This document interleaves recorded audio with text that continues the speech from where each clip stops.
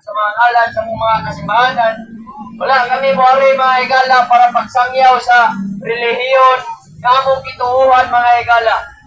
Kaya ang relihiyon mismo dili makaluwas mga higala kung dili ang inyong relasyon, inyong bugtong relasyon diha kang Kristo Jesus.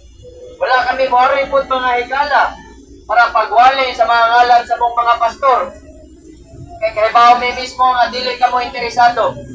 Niyari kami mga higala sa usa ka ngalan, di tihatag ang Diyos masilong sa langit kung paupod na ka mong motibo sa among pag-ari, sa among pagwali mga higala ng mga ngalan ni Kristo. Siya lamang muluwas mga higala, wala na lain pa, siya lamang ang dalan kamatuoran o ang pamaagi pa mga higala o ang kinabuhi.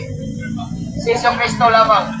Di ba karong panahon na ilabi na karon mga higala kay mautang ang Diyos gugma, di ba? For God so loved the world that He gave His only begotten Son, that whosoever believeth in Him should not perish but have everlasting life.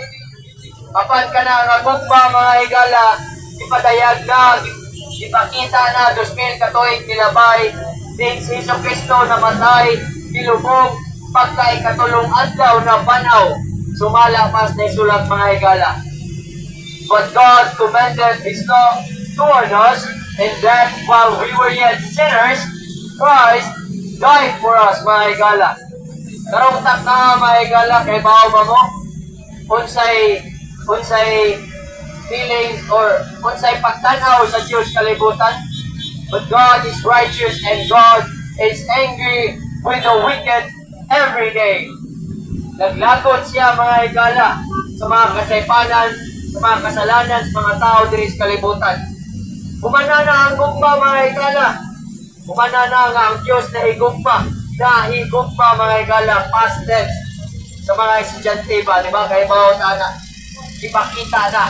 Karoon tanda na pungot ang Diyos sa mga tao na dili mo dawat niya kang Kristo Jesus. Nga mo reject niya kang Kristo Jesus mga higala.